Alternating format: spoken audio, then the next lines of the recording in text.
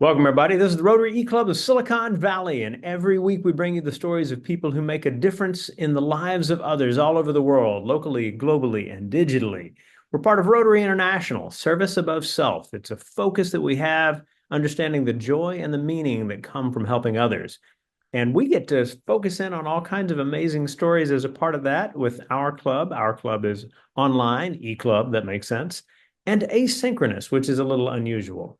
What does that mean? Well, it means that our members can do the meeting anytime between Monday morning and Sunday night. It's for people who are crazy busy but have a heart for service, and we think that that's a niche that we're very happy to fill. So today, our speaker is in Dallas, Texas, Julianne Fineman, and Julie is a person with a really cool story to tell. We're going to do today's program as an interview. And so in doing that, we will be going back and forth a little differently than we normally do, but all good. We're excited to be able to explore Julie's really cool and interesting topic, which is the rewilding of cemeteries. So with that, Julie, please welcome yourself. Here we go. You are welcome to join us as part of the Rotary E-Club of Silicon Valley, and we're happy to have you here. Please say hello and just give a little bit of background professionally on where you come from in your journey. Yes, well, thank you, Rushton. It's a privilege to be speaking to your group, and it's the first time I am uh, basically having a Rotary experience. So thank you so much. Um, so I was in the entertainment industry for 30 years, photographing celebrities to shoot the ad campaigns from their movie posters to ad campaigns for television shows, as well as shooting editorials from InStyle magazine to Bon Appetit magazine, GQ, shooting celebrities at home, et cetera, et cetera. And I had the opportunity to travel the world, pull together teams to work with me on these campaigns that oftentimes I would have to pull in equipment from another country because one country didn't have enough equipment to support me in my setting up shop, so to speak. So I know how I'm very gifted at as an artist in finding other artists to support the work that we're doing together because it truly is a joint effort. At the end of the day, my name gets put on the photograph, but it takes a team and you got to find the right team members in order to sing. And I'm definitely gifted at that. And when I decided that my time was up as a celebrity photographer, I took a journey. I gave myself a sabbatical for a 1 year deep dive in full immersion in becoming an intern at the age of 52 on an organic farm in Bedford Hills, New York, called Rainbow Ridge. And it was a Four Seasons farm. So we were literally propagating seeds in the middle of winter, transplanting the seedlings in hoop houses in the dead of winter during nor'easters. And after that 1 year stint, I fell in love with the organic food industry and was really curious about who was upgrading the quality of our food supply in the United States. So I went on a 7 year journey interviewing these people, and I had a blog on the Huffington Post called Farm to Fork Across America. So you could see 7 years worth of archived work there about those that I interviewed, from bakers to CEOs of major organizations to vintners, working on upgrading the quality through best practices in the field and in the kitchen. Then I journeyed into an incredible opportunity when I moved to Dallas. And my husband and I fell in love with this incredible home that so happened to be right next door to a neglected historic cemetery, but it was completely covered in evergreen. And so it was like the camouflage of, ooh, who wants to be living next door to a cemetery, right? It's like one of those creepy thoughts. And before we moved, we decided to buy the house. And before we moved in, I took a walk through as much as I possibly could of the cemetery because it was covered with privet, which is an invasive species. It's a wall to wall beyond carpet. It's a forest of thicket privet. That is an evergreen, but it's an invasive. And so I did walk in as far as I could go into the cemetery. And I asked those who were resting there, their final place of resting, that I wanted to be a good neighbor. And I didn't want to be scared of living next door to a cemetery. And let's be good neighbors. And they pretty much took me up on that offer. I love So that. yeah. So cut to 2 years later, when I became a master naturalist and a master gardener in 2019, I quickly learned I was living next door to a natural disaster. That's where I learned about invasives. And so, one armed with knowledge can't keep turning your head and pretending like it doesn't exist, especially when it's right next door to your home. I gathered my neighbors and I said, we got to clean this up. This is embarrassing. I mean, it was embarrassing before, but now it's really embarrassing. So it took us about 3 months to remove the privet surgically. And there's a process to that. I won't go into the nuance. And within 3 months, we finished beginning of spring. So we had a rush of beautiful yellow flowers, just adrift going across the part of the cemetery that has no trees. And then 4 of the 5 blackland prairie grasses started to emerge. And we realized we had a remnant blackland prairie next door to our house because his properties, usually cemeteries, are not disturbed land. They're only disturbed when they're burying someone, but the land hasn't been processed where it's disturbed the hidden seed banks that have been repressed due to being outcompeted due to the invasive plants.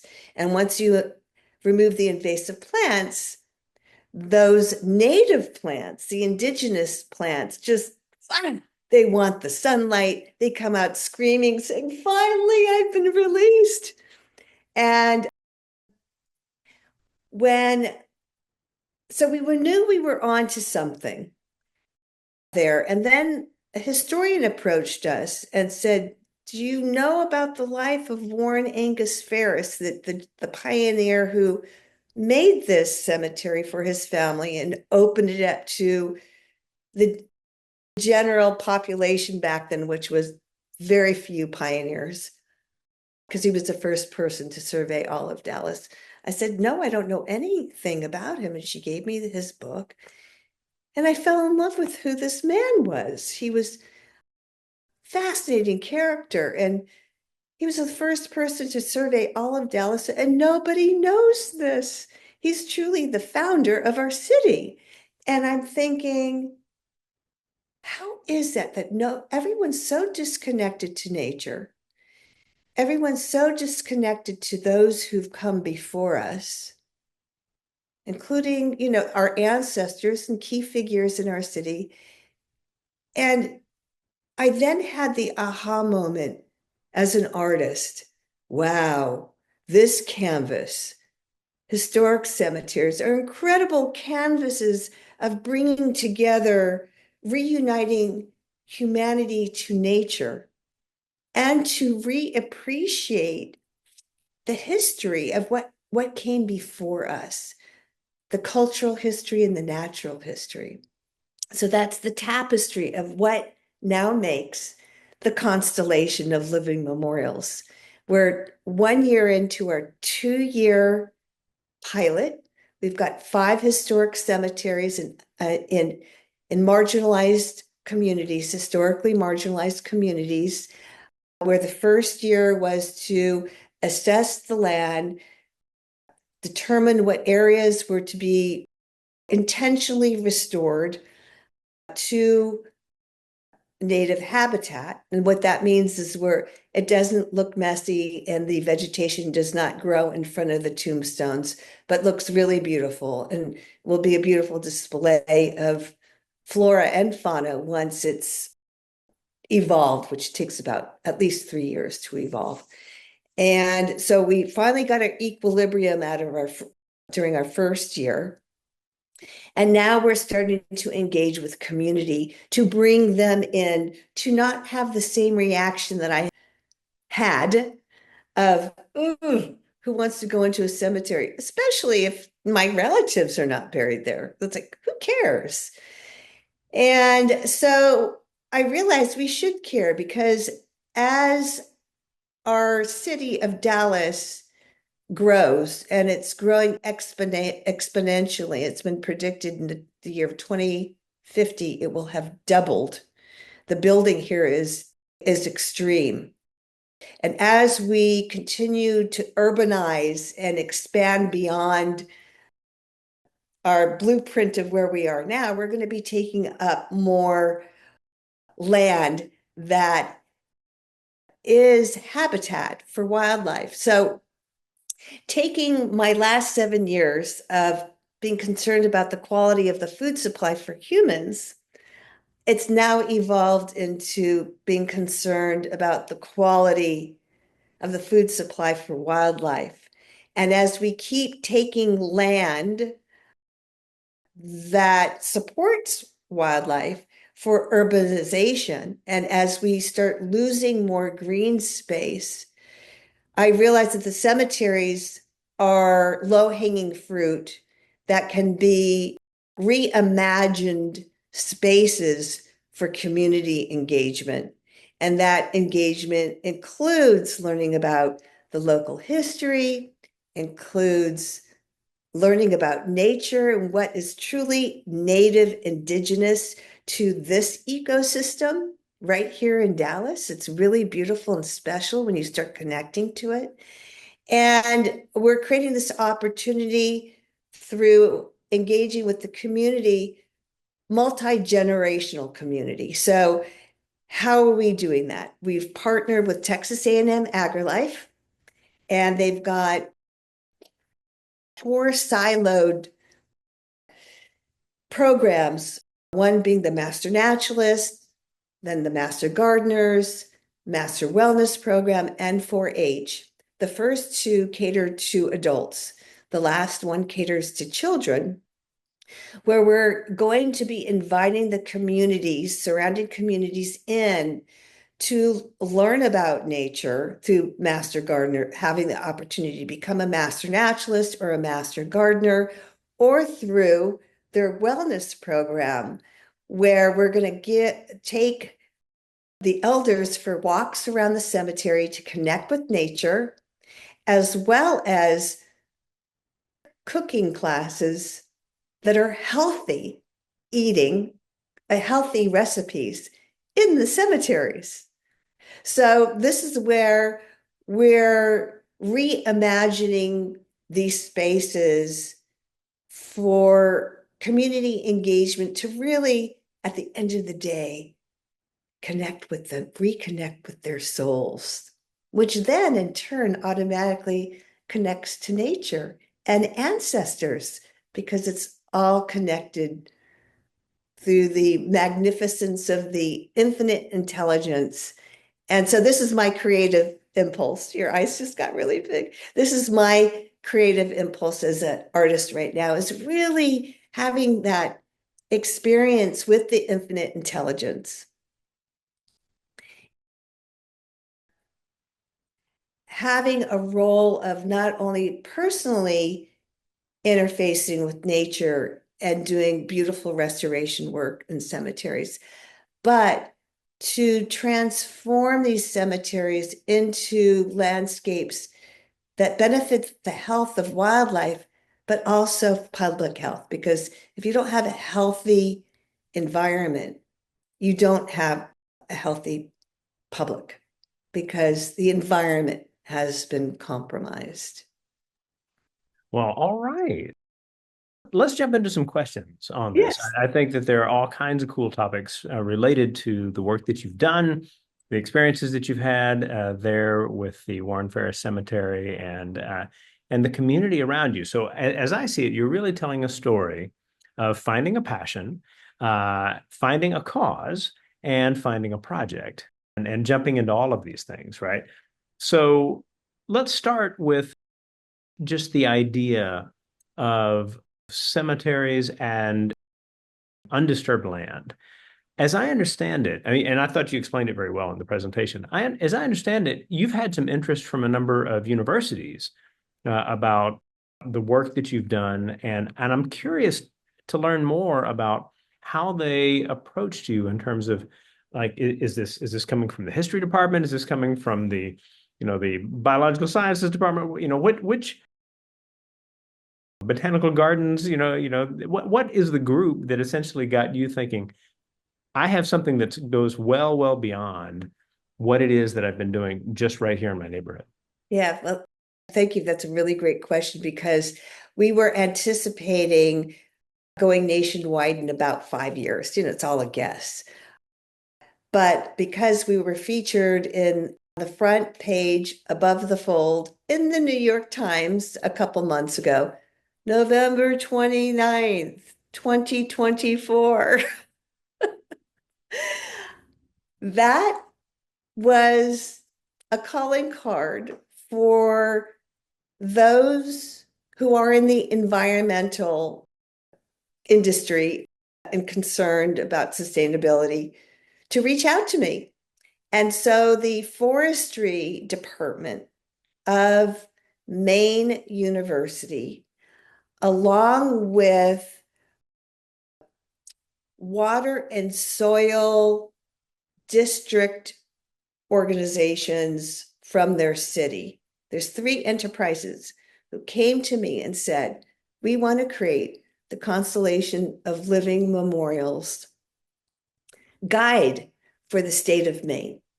And I said, oh my God, thank you so much. I so appreciate this. While you're at it, there's going to be other states that want to adopt this. Can you create a template so that it would be very easy for other states to add on to our program as we build more stars to the constellation, because we're ever growing? And they said, absolutely. So that is how that happened.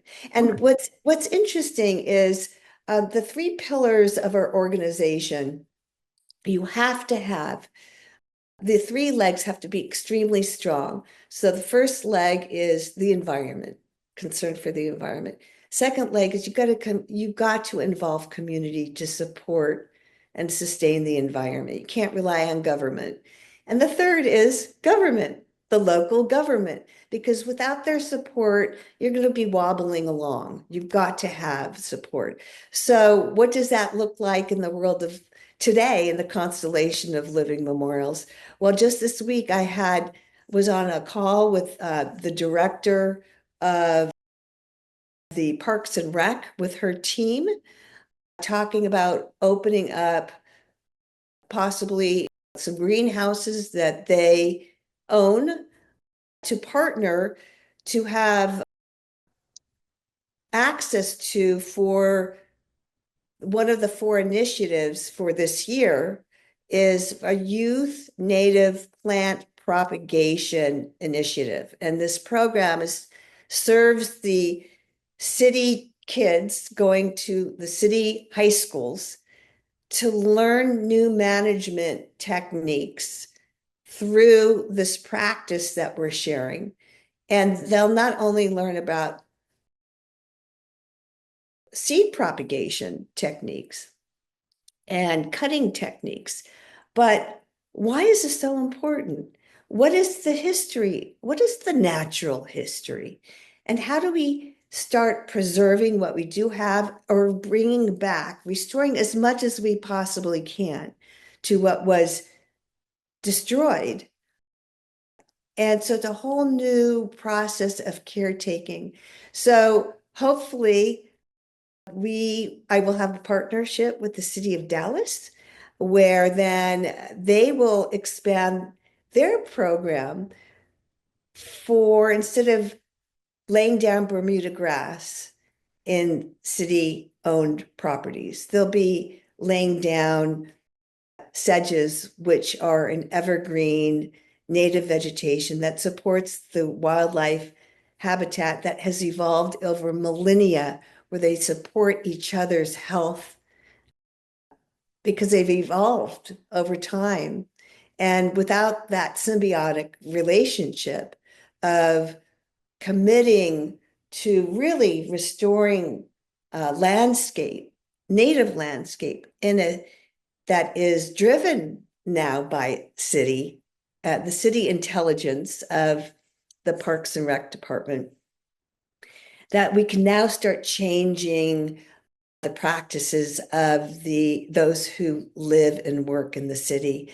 Because when they see the authorities do it, then they think, that's the right way to go. We're going to do it at home too with our properties. So this is the ripple effect that we want to have. And we're starting in cemeteries. It's the lowest hanging fruit because nobody cares about them. Up until now, they've been a thorn in neighborhood sides. They don't know what to do with it. Cities don't know what to do with it. Big developers don't know what to do with it.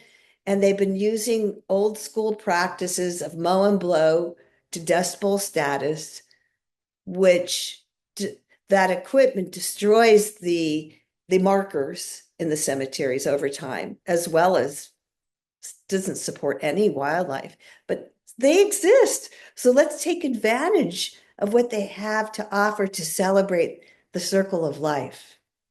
And that's what we're doing. Fantastic. So you mentioned at one point, as you were talking earlier, that there was a pilot program with 5 cemeteries in different places. Can you tell a little bit about the structure of that pilot program? Are all of those cemeteries in Northeast Texas, or are they spread out more geographically broadly than that? No, they're in South Dallas, Southeast, Southwest, which are in the past historically marginalized community, but Dallas is really stepping up to changing that paradigm. And I felt like if we're going to be starting this program, because part of the byproduct of cleaning up these cemeteries is that the property values around these cemeteries go up. And so if we can help economically distressed neighborhoods by showcasing that when we beautify ours, it inspires them to beautify theirs, which then makes their neighborhoods, they're beautifying their neighborhoods, which automatically increases property value. And then they start feeling better about themselves. They start carrying a different frame of mind, which then has its ripple effects through the family and how they start interacting not only with their families, but in society, where there's shared concern. It's now become a community effort. And it's a new way of engagement that's healthy for everyone. So there's healing. And part of it is a healing process of a bygone era that has been disruptive, not only for wildlife, but for humans. So in terms of engagement, one of the first things that you did after meeting the seminary and connecting with it is connecting with your neighbors to say, hey, let's make this happen. I think for anyone wanting to do something to improve their community in any way, that step of inviting others into the process is a big one. Can you talk a little bit about that? The people that you know who were getting involved. What were their motivations? Were they just like, yeah, I want to help clean up, or I'd really like to learn a little bit more about the history here, I'd really like to learn more about gardening. You seem to be into it. And what are the different things that got people to join the team of rewilding the cemetery? Well, that is this year's initiative. Now, since we've stabilized in the cemeteries and we found our equilibrium, now we can start engaging with community. But I did a lot of homework last year of how to start engaging with community, and I learned a tremendous amount uh, in that white folk going into neighborhoods of people of color. Once again, they're being told what to do, even though it's a great idea, and there's resistance with that. So I've learned to to get involved with the residential homeowners associations, the local churches, the local schools, introducing ourselves and the work that we are doing, and how can we serve them in these areas that we're gifted at to support them on what their needs are in those sectors of support. So we're giving them ownership of how we come into their community instead of us going, we're here and this is what we have. And we're still recovering from our history. And that's supercharged in our psyches, but this is one way of de-escalating that charge. It is coming down considerably since the 60s, but there's still a lot of room to decharge and eventually eliminate this as part of our conversation. So this is part of the healing aspect of being mindful of how we're engaging with communities in a way that we're listening. We're listening to them. And it's a form of, it is healing circles. We're creating healing circles with using the canvas of cemeteries for that purpose. And it's perfect because they're already portals of spirituality. And when we're in that spiritual frame of mind, you just walk in and you feel a shift. But when you come in to the space with your family or friends, or to have healing circles, or to have educational opportunities, or any other kinds of celebrations for your birth or for your death, for your arrival date or your departure date, it's all to be celebrated and it's all to be reckoned with so that we can heal. So that is how it's a process, and we're just starting that journey. So I'm looking forward to sharing our evolution, because I'm stepping in it in real time with you at this very moment. Well, I think that is a fantastic place to finish the recording. So I would encourage, and in just a moment, I'm going to hand it back to you, Julie, for the final word. But to all of you who have taken your time to watch this recording and any of our recordings, we thank you. We thank you for the gift of your time in thinking about the possibilities for improving the world around us. I think that one of the messages you get from Julie's story is that when you become passionate about something, and like in good design thinking principles, learn to listen closely to the possibilities around you, the people around you, the people that you seek to serve, you can find ways that service can really flourish. As we always like to do, we hand it back to our speaker for the final word. Julie, what would you like people to have clearly in mind as they finish watching the video or listening to the podcast? If you have a cemetery in your neighborhood that is an embarrassing eyesore, or you're concerned about your own family cemetery in a couple states over, and you're concerned about its maintenance and care after you're gone, contact me. I think that's a great message. And everyone, thank you. We will see you next week.